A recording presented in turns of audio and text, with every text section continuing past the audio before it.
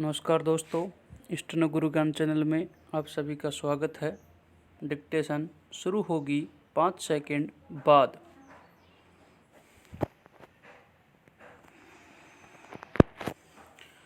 Start. अपीलार्थीगण ने यह प्रथम अपील जिला न्यायाधीश अजमेर द्वारा वाद संख्या 163 में पारित किए गए निर्णय एवं डिक्री से व्यथित होकर प्रस्तुत की है। विराम। उपरोक्त निर्णय के द्वारा विद्वान जिला न्यायाधीश ने प्रत्यर्थी डॉक्टर सूरज नारायण द्वारा अपीलार्थीगण के विरुद्ध विवादग्रस्त परिसर से निष्कासन के लिए प्रस्तुत किया गया वाद में खर्चे स्वीकार किया है। पैरा। लोकसभा और राज्यों की विधानसभाओं के चुनाव एक साथ कराए जाने के मसले पर लंबे समय से बहस चल रही है। विराम। प्रधानमंत्री मोदी ने भी इस विचार का समर्थन कर इसे आगे बढ़ाया है। विराम। इस मसले पर चुनाव आयोग, नीति आयोग, विधि आयोग और संविधान समीक्षा आयोग विचार कर चुके हैं। विराम।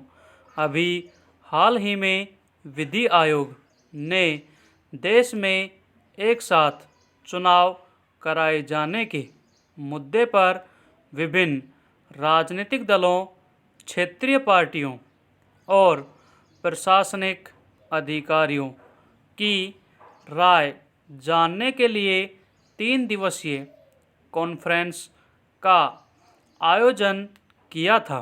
विराम। इस कॉन्फ्रेंस में कुछ राजनीतिक दलों ने इस विचार से सहमति जताई, जबकि ज़्यादातर राजनीतिक दलों ने इसका विरोध किया। विराम। उनका कहना है कि यह विचार लोकतांत्रिक प्रक्रिया के खिलाफ है। विराम। जाहिर है कि जब तक इस विचार पर आम राय नहीं बनती, तब तक इसे धरातल पर उतारना संभव नहीं होगा। विराम। एक देश एक चुनाव के पक्ष में कहा जाता है कि यह विकासोन्मुखी विचार है।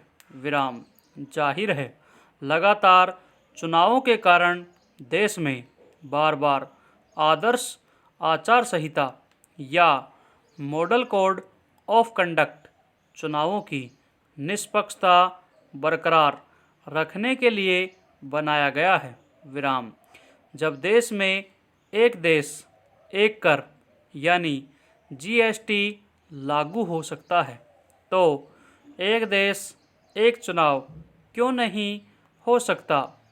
अब समय आ गया है कि सभी राजनीतिक दल खुले मन से इस मुद्दे पर बहस करें, ताकि इसे अमली जामा पहनाया जा सके। विराम।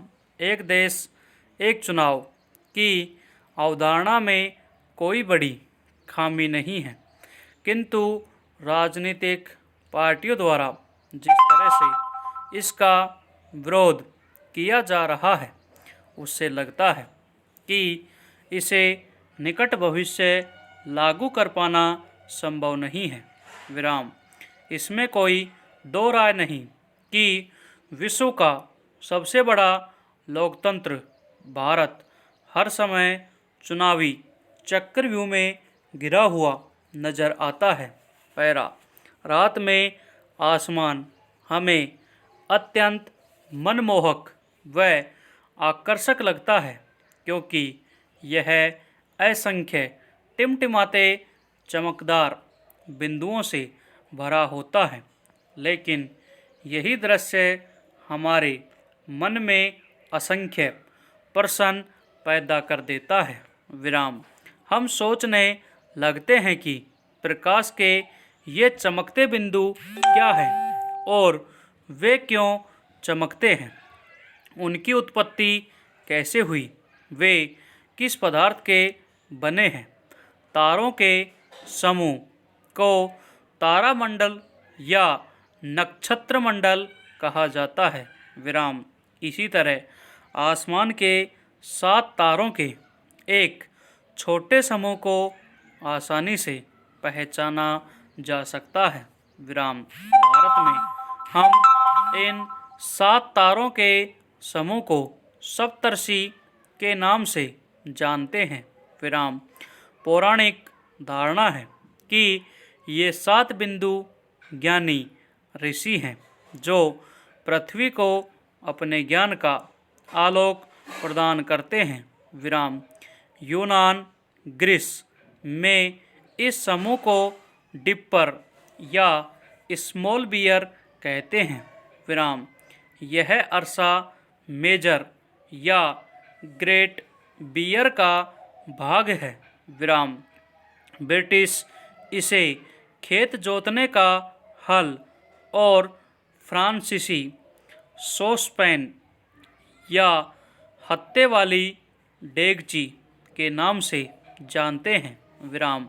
प्राचीन मानव को तारों में किस्म किस्म के पशु पक्षी वस्तु और ज्यामितीय आकार नजर आए। विराम।